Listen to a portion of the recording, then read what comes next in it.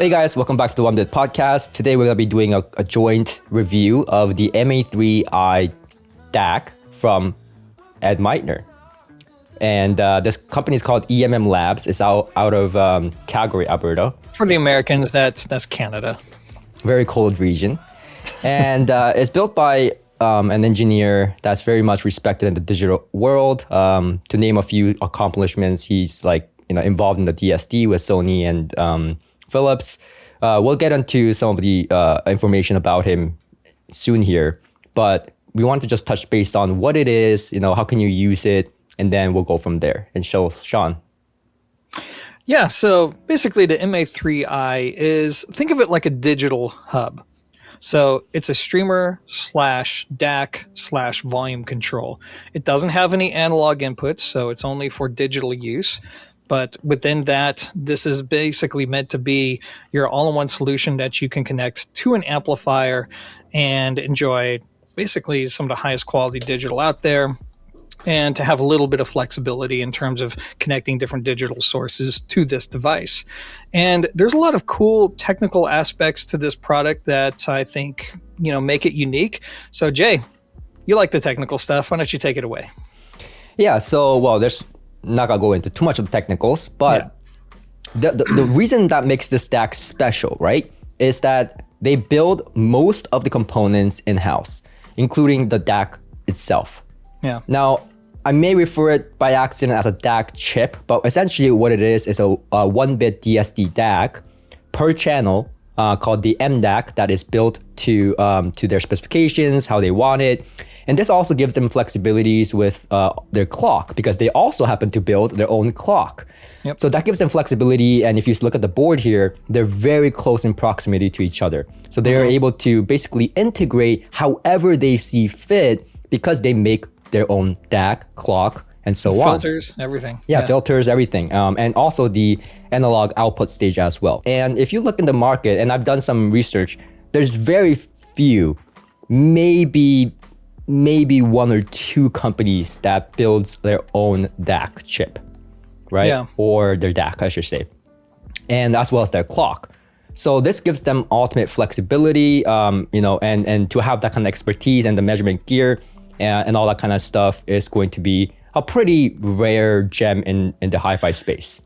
Yeah. And, even on top of that, when you build things in-house, it gives you a lot of advantages. I mean, you don't have to worry about supplier changes, because something that a lot of people may not know is that a lot of the companies who make these DACs, or I should say offers DACs to you all, there will be changes to the DAC chips, and they don't tell you about it. Heck, they don't even have any control over it. They just have to buy whatever is being sold to them.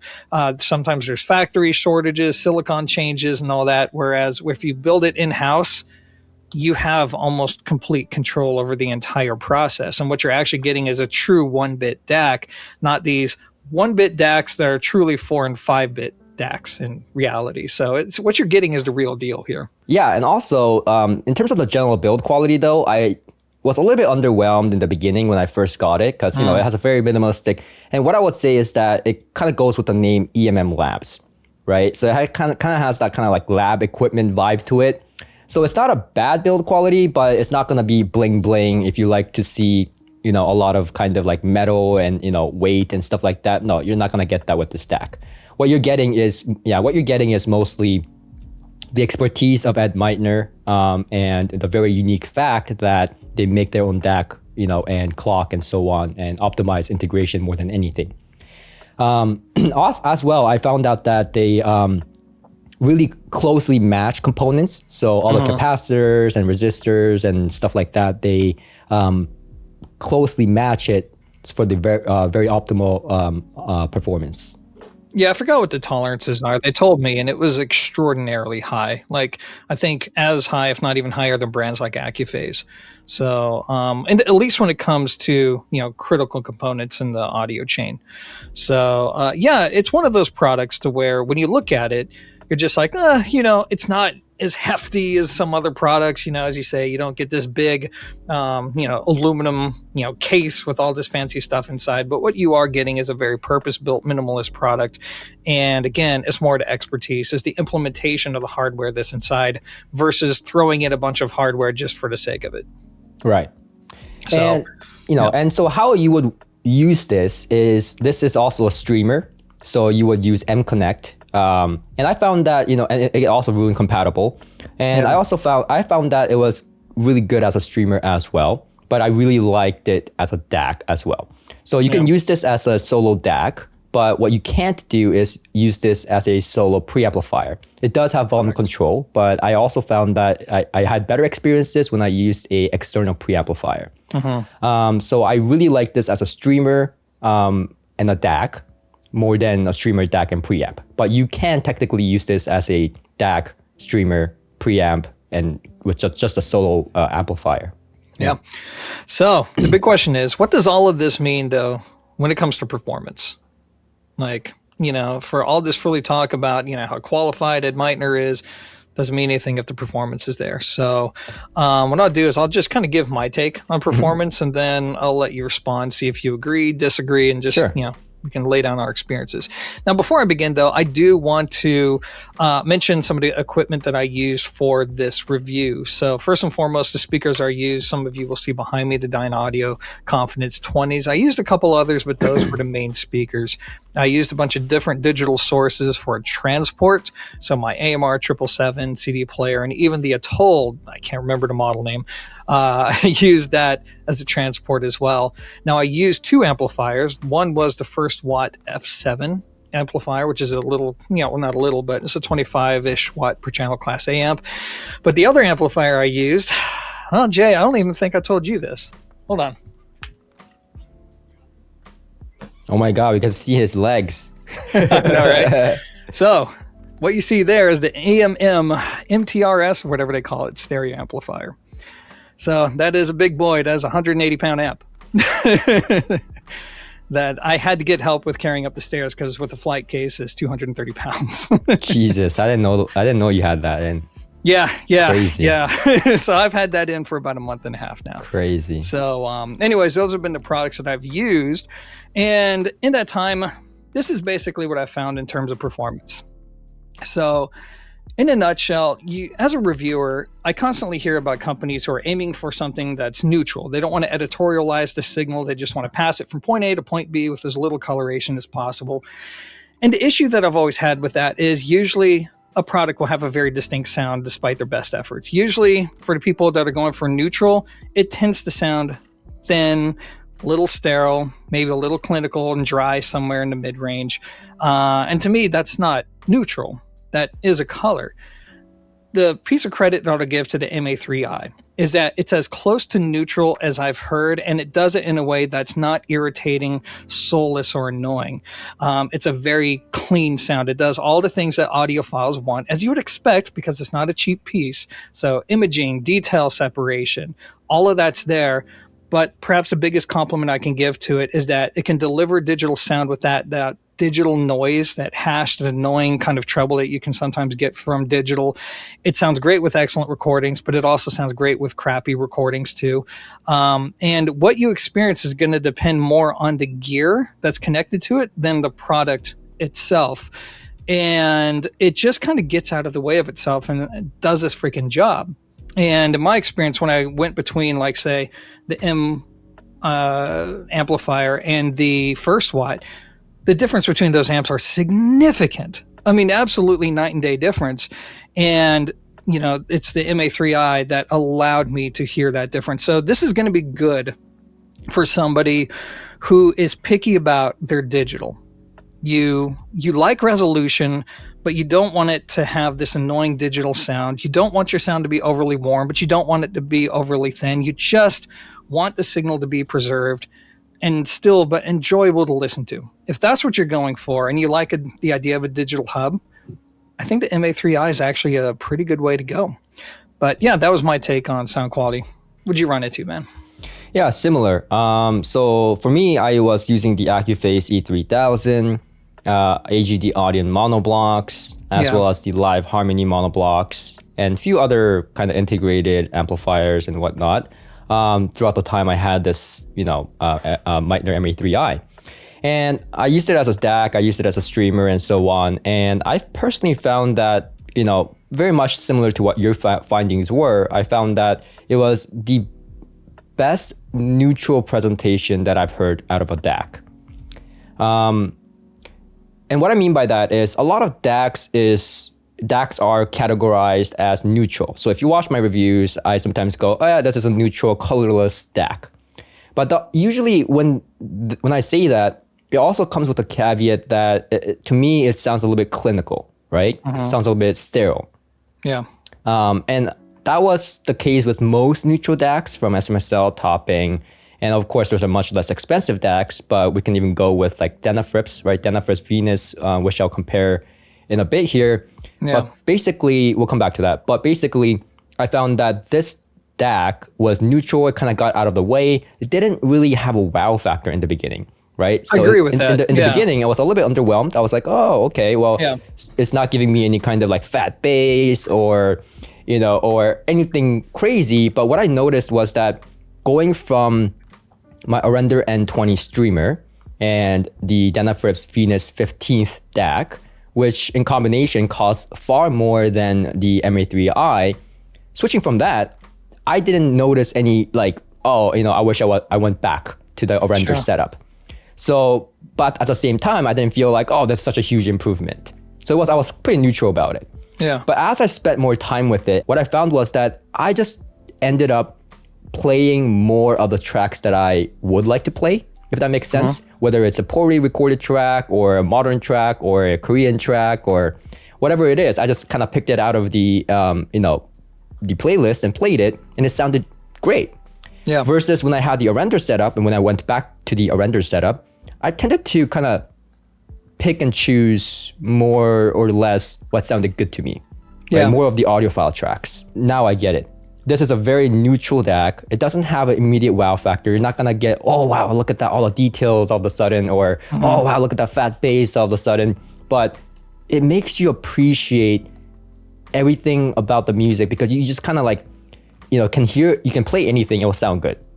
Yeah. And what I also found is that, with neutral DACs, I always feel like the soundstage is like restricted to the field of the speakers, if that makes sense. So it's like it's in between the speakers. I never heard like a truly neutral DAC that kind of like opened up in soundstage, like much like an R2R DAC or tube DACs for that matter. I really like the projection and the soundstage that the MA3i puts out.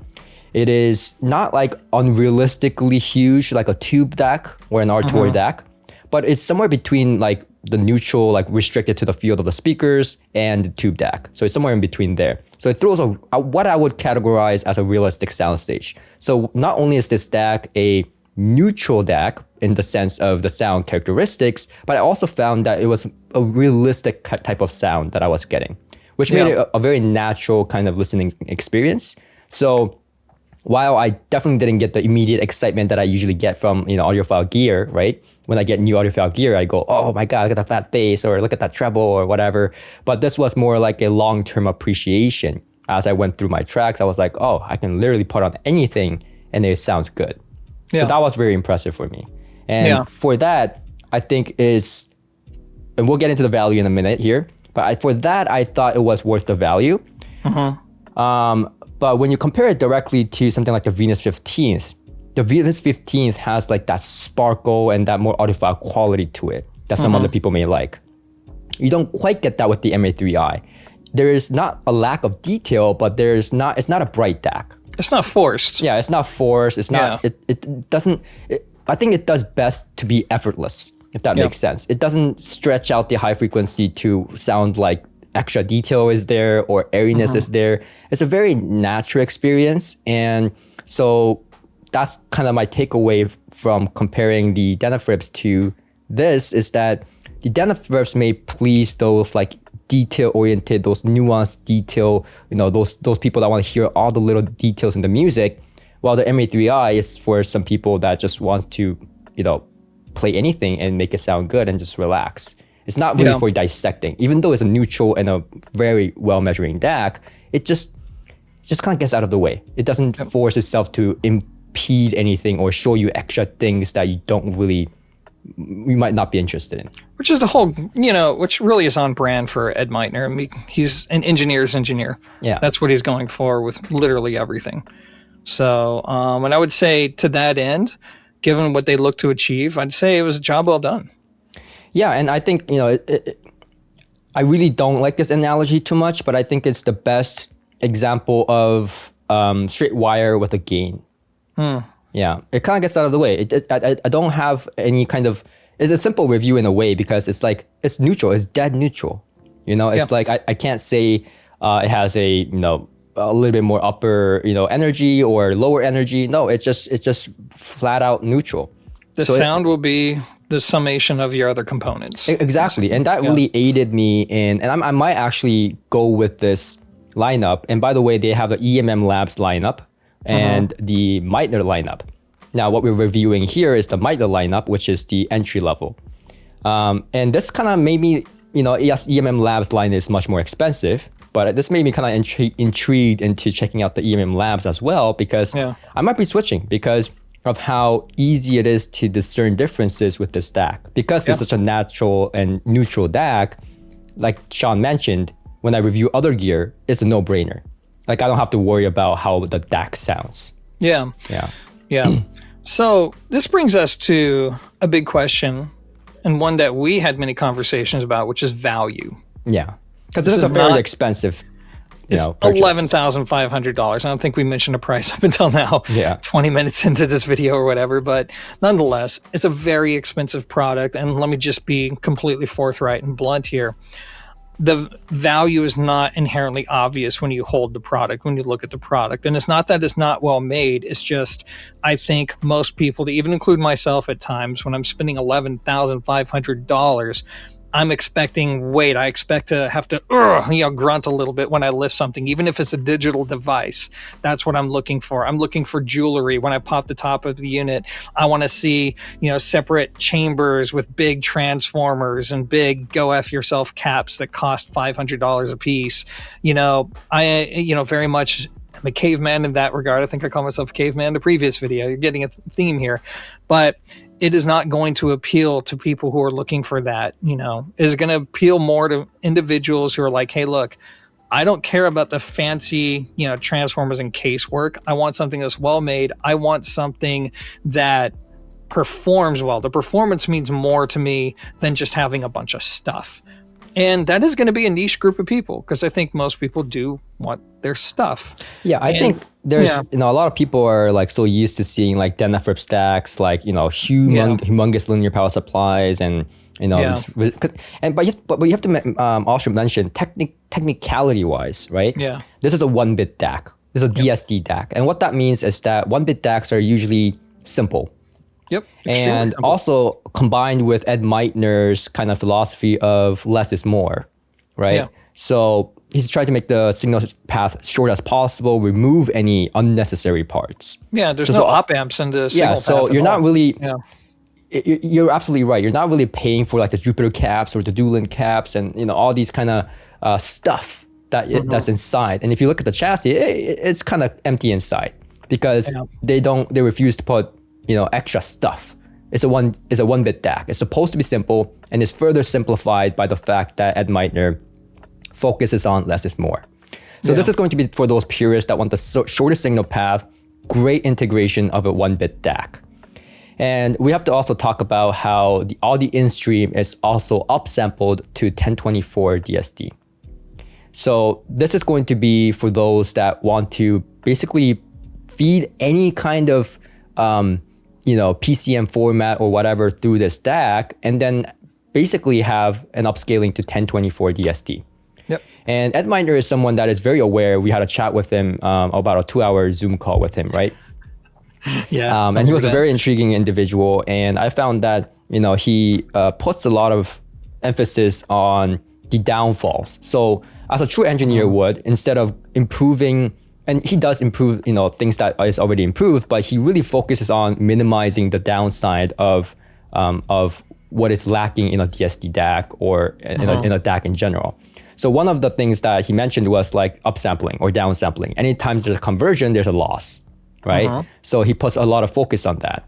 So stuff like this, like, it's the expertise and years of know-hows of Ed Meitner that is partially adding to the value of this DAC, right? You're not Yeah. buying a DAC from a company that hired an engineer to make a simple or throw stuff inside. It's something that Ed Meitner has worked towards over the years and has implemented multiple times. And on top of that, there's just pure economy of scale. They're Yeah. small family business, Exactly. man. I mean, they're a very small company. They're not trying to be the biggest company. So inherently, that means if you're not selling tons of products, you need to charge a decent amount of money for it, especially when your overhead is high Yeah. due to having to, literally make the key components inside of the product.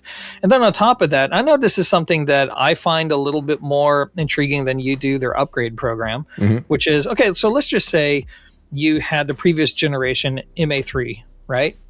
And now they come out with a new version. Instead of forcing you to sell your MA3 so you can then buy the MA3i for, I think it's like $3,000 or a little over $3,000 right now, as at the time of this video, you can just upgrade the circuit and then bam, there you go. It's the same case. So there's no need to get rid of the case. You just get the entirely new circuit and away you go. You don't have to worry about selling anything or going through that process. I think there's people who will find value in that. And also another thing you could do, I'm sorry, EMM and Meitner, if you guys don't like this, but you could buy a used MA3 and still send it in for that upgrade. For I think it's I the don't same think there's price. any reason for them to not like this. Another thing that I think I would put weight on is that they're candor. Like they're a small family owned business, but at the same time, every one of them are experts in their own way. And I found that even though it's a small team, they really, hired good people, good engineers to work hand in hand. So for example, as I understand it, Ed Meitner works on the upper office and he literally has to just walk down a few stairs to talk to the power supply engineer. Right? Yeah. So this allows them to really, talk to each other and, go through, and they like to do something called measurement hygiene, which is basically, to make sure that it's within parameters of the measurements, right? Before they go and talk about anything else. Also, we couldn't disclose this because it's a bit of a trade secret, right? And know-how that Ed Meitner doesn't want to share to, the competitors and whatever. But basically, some of the measurements that Ed Meitner does and so on is from the know-hows of, what he has learned. So he's more looking at the forefront. It was interesting because he kind of measures things in his, he finds ways to measure things, if that makes sense. That's not traditional from what we have going on today. So he's looking at, really stuff under a microscope, I found, to make it the most optimal experience as possible with his products. So I would say you're paying, a lot of the value is in the R&D work. Yeah, for sure. So before we wrap this up, we've been saying a lot of flowery things about, Ed Meitner and about this product. Do you have any complaints at all? Do you have any caveats? So I'm going to be very honest here, right? Like I said, in the very beginning, I was underwhelmed. I was like, this is not like, I'm so used to seeing like stuff, especially for like $11,500. Like I expected stuff. Yeah. And you do get stuff in the sense like the in-house DAC and the in-house clock looks nice, looks cool. But let's say how it is. It's pretty empty inside, right? And the chassis is, let's say how it is. It's light and, it's nicely milled aluminum, but it's still, like, it's minimalistic looking. And I'm so used to like seeing like value right up front. But with this, I was like struggling to justify how is this $11,500? And it was only after like, okay, experimenting and listening and having it for a while that I was like starting to, remember I told you about that? How I'm like, I'm starting to see how this is $11,500 and how that is actually a steal even. And so that was a pretty big deviation and it was a very rare occurrence where my initial impression was like, I don't know, to like, this is 100%. Like I was sold by the end of, by the time we got to making this video. Yeah, I think for me, the caveat, outside of the perception of value, is admittedly low, at least from the perspective of what stuff am I getting. But even beyond that, when it comes to performance. So one of the things I just remembered as we were talking is I actually used more gear with it because I did use it as just a DAC for a while. So I had it connected to Accuphase, Perot, and a whole bunch of different products.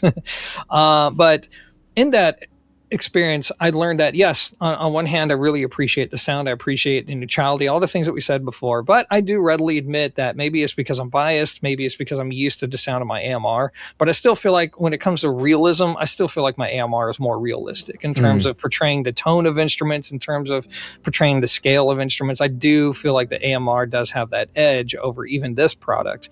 But again, this could be just my ears being so accustomed to it over the years. Right. But I will also acknowledge the Meitner is, on a technical level and objectively, is definitely better. And I could see a number of people preferring it simply because it does so many technical things better. And it is one of the few digital components I've heard that doesn't actually frustrate me. Most frustrate me. It's a big thing as to why I don't even review digital all too often, because I want to burn most digital products that I get. Yeah, and by the way, the deal with this review was that I wanted, Sean doesn't stream, right? So I wanted, and he doesn't really review DACs. So when Meitner approached me to ask me if I wanted to review their DAC, I said, "Hey, Sean, do you want to check it out?" And Sean was like, and like, let's get out of your comfort zone. Let's try it. And then if you don't like it, then then you can forget it. I'll just do my own review, right? But then he actually liked it. And so, well, let's tell this more accurately. Okay. So Jay came to me like a puppy with his tail wagging. I mean, I'm talking about the kind of dog where it's like you can hear the tail like hitting the floor, like ding, ding, ding, ding, ding, ding. It was just like, oh my god, EMM Labs reached out to me and they want me to review this and this Ed Meitner, and he just started listing Ed's resume to me. Right? I'm a very big fan. He listed the resume to me. He was excited. I have to be honest. I'm biased as shit. Yeah, because I'm a big fan of Ed Meitner. Just preface, I owned a lot of his stuff. Like before there was a company called Musitech, right? Yep. And I owned their STR55. That was one of my main first amplifiers. Gorgeous wood casing. And then that led me to upgrade to the M101 and then the BiDAT, DAC. I mean, I owned a lot of his stuff. And over the years, I just kind of, learned to appreciate and read up on his resume. And, it was very impressive. I mean, he was like really at the forefront. Like even he's Mr. SACD. Yeah, exactly. Like, so not just that, but like even in the mixing and studio days, right? It's like he's known in the studio world very, very well. Yeah. So he was very excited and he showed me the product and I was like, I don't know, man. Is it based off streaming?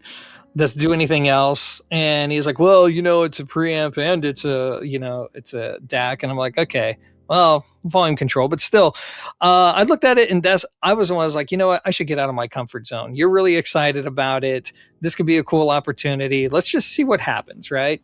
And, to be fair, my reaction was similar to yours. When I first hooked it up, I was like, it's okay. But I remember telling you before doing this video, I was like, Jay, this thing has better be amazing, because the kind of money that they're charging for this, and I'm looking at pictures of the internals and whatnot, I'm like, dude, this thing's got to be amazing, or there's going to be no way I'll want to talk about this, or I could even justify talking about it. Yeah. And it was like you, was kind of a slow burn. I listened to it and I was like, okay, I hear something. This is good. This is actually a really good product. It's not like, oh my god, impressive, but it's good. Let's spend some more time with it. And the more time I spent with it, the more I appreciated, right down to even the color to LEDs. Yeah. And how they have it turn off after a period of time. And it's like, it's a very non-fatiguing experience, both in terms of listening and in use case. So that's So now that all the haters probably gone by this point of the video, do you want to talk about cables? Oh yeah, we should talk about cables. I forgot about that. So one of the things, so I'm one of the few reviewers who doesn't exactly have an army of cables. I've been using the same cables since 2009, and they finally started to break on me after being abused. So I actually contacted a company named Wire World, and they sent over some products to me. And one of them that I requested was their least expensive power cord. I tried it, and I was like, okay, I'm probably smoking stuff or whatever, but I'm pretty sure this is making a positive impact specifically on this product right here. So I had them send some stuff to you, and they were generous enough to agree to it, and you tried it out. I don't think the performance was up to par with what you have been using, but if I remember correctly, you said it was pretty close before. Yeah, can I preface this a little bit? Yeah. So to be transparent, like, yes, Sean was impressed, but he was far less impressed than I was with the DAC. And I was like, okay, well, your take is your take. And, he was listing out some stuff like a little bit of dryness and stuff like this, right? And I was like, I'm not really getting that, but yeah, I can see how that may come about. And so I said, your opinion is your opinion. But then he got this wireless cable in, and then he was like, oh my God, that's just changed it. And then he was like all about it, right? Yeah. And then so he wanted me to try the wireless, so I got the exact same cable in, right? And I tried it out, and I was like, I don't really hear a big difference, right? And then I switched to the stock cable because I was not using the stock cable. I always use my own cables. Well, right? I didn't know. Yeah, I didn't know that too. Yeah. So I switched to the stock cable, and I was like, oh, I get it, right? Yeah. So the cables I use is the M101 cables. It's about $800, right? So they're fairly expensive, I would say, compared to the Wire World. And so the Wire World, I say, was really good, bang for your buck. And $180. Yeah, and it was quite similar to the effects of the M101 cables with this particular product.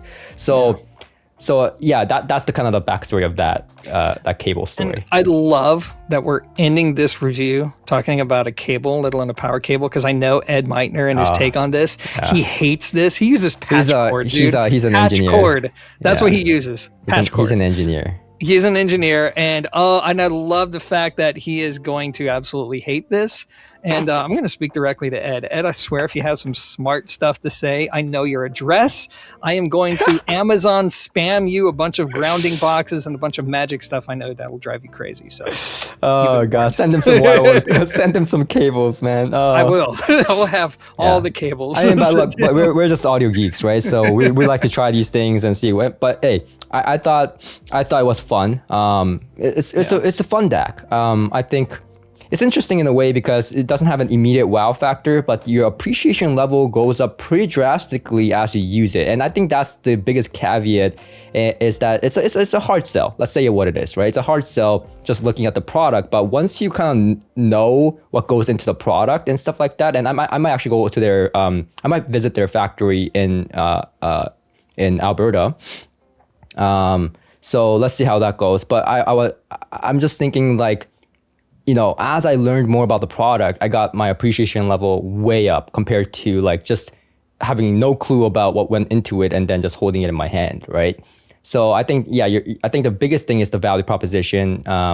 Like it's not immediate wow factor. You don't get stuff right off the bat. I guess I have a slightly, it's kind of weird because on one hand, I wasn't as impressed on the outright with this product as you were. Mm-hmm. But I think I was quicker to gain appreciation for it. And it's just because not only am I a kind of a digital snob, as we've established before, and I don't like most digital products. I noticed I wasn't hating this digital product. So that already caught my attention. But then my experience has taught me that a lot of the time, some of the best products, especially long-term, are the ones that don't wow you right away, but the ones that they don't annoy you. They encourage you to listen more. And as you listen more, you gain more and more appreciation. Then you just notice, like, dude, I'm just listening to music. I'm having a good time. The product kind of gets out of the way. And I think that makes for some of the best long-term purchasing decisions, for me at least. So I would imagine that maybe how it translates for some others too. And yeah, I mean, look, it doesn't have like all the fancy stuff going on, but like it's been in my system and I just don't feel like taking it out. Yeah. It's like, it's just it's a really good sleeper piece. I think that's what it is. It's a good sleeper DAC. Yeah, I'd agree. Like and it gets out of the way. And it's a digital hub too. So on top of that, I think if they released this same exact product, like just a DAC by itself, oh man, for like $7,000, $8,000, something like that, that'd be awesome. Oh yeah.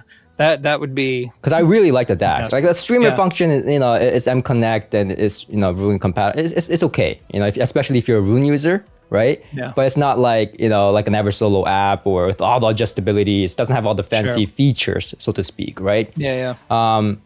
But yeah, I mean, I really like what it does in my system, and yeah, I thought it was a good product.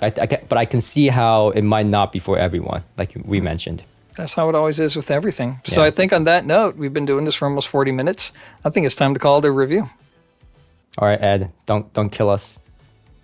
Ed, remember what I said. Anyways, So with that, yeah. thank you for watching, and we'll see you guys on the next 1-Bit podcast. Until next time. All right. Peace. We're driving cars on a Mars tonight.